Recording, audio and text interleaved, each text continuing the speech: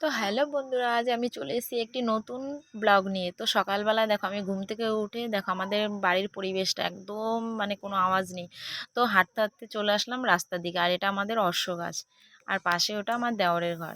তো ওই দেখো আমাদের সামনে, বাড়ির সামনে মন্দিরগুলো সকালবেলা কত সুন্দর, আর তার উপরে মানে সূর্যি মামা উঠে গেছে, আর এত রোদ উঠেছে সকালবেলা, খা খা করছে রোদে।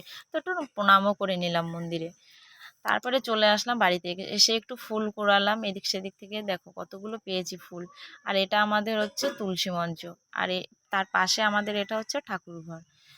তো আবার চলে আসলাম রান্নাঘরে। এখন আমাদের গ্রামের বাড়ি, তো উনুন, মাটির উনুন তো লিপতেই হবে, না লিপে তো আর রান্না করা যাবে না।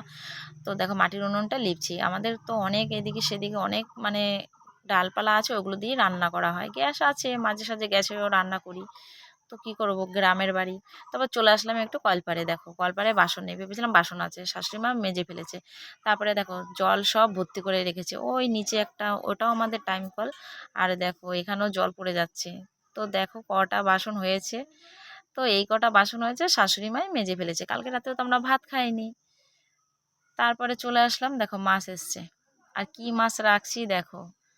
তো আমাদের ছোট মাছ কেউ সেরকম ভালো খায় না, তো একটু রুই মাছ রাখলাম। আর কি কি মাছ এনেছে দেখো, চিংড়ি মাছ এনেছে, আর এইদিকে রুই মাছ, কত বড় রুই মাছটা, আর জ্যান্ত মাছও এনেছিল। তারপরে আমি আবার চলে আসলাম উঠোন ঝাড় দিতে, আর আমাদের উঠোনটা ভীষণ বড়, এত বড় উঠোন মানে আমার কোমরটা লেগে যায়।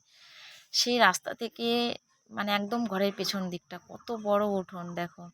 এটা তো উঠোন ঝাড় দিচ্ছি, পেছনে আরও জায়গা আছে, সেইখানে পুরোটাই ঝাড় দিতে হবে। তো আমি এখন উঠোনটা এখন ঝাড় দেবো।